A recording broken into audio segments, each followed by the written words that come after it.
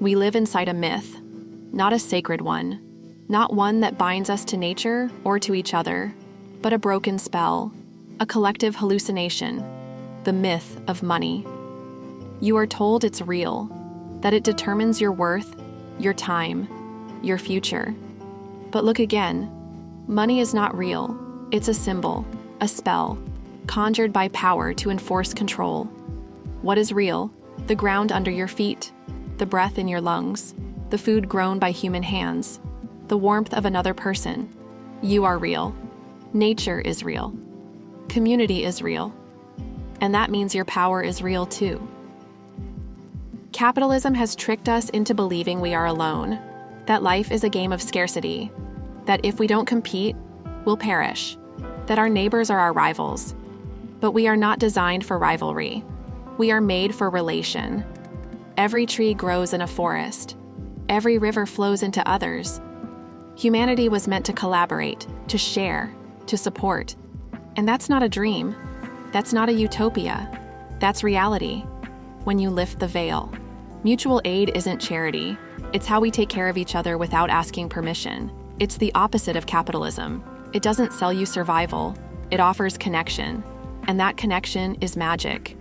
Chaos isn't destruction. It's creation through flow. When we help each other, we break the illusion. We step outside the lie. We re-enter the real. But how did this illusion begin? Long ago, money was just a convenience, a way to trade fairly without bartering goats for grain.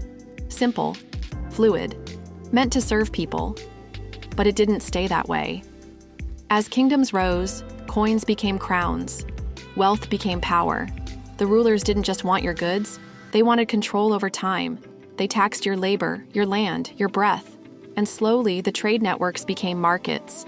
The markets became monopolies.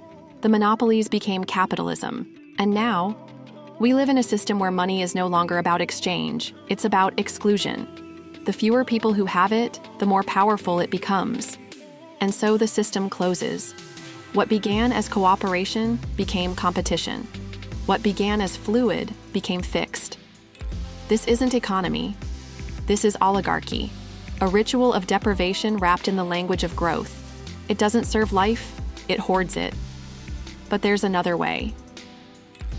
We confuse money with power, but money isn't power. Money is the absence of power, the bottling of flow.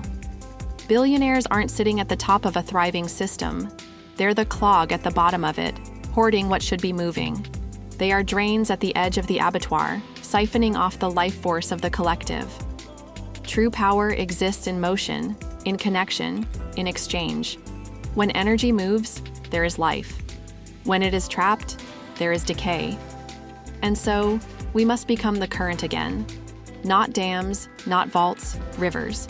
Expression over extraction, distribution over deprivation. Flow is power, and it's ours to reclaim. The economy isn't crashing, the illusion is.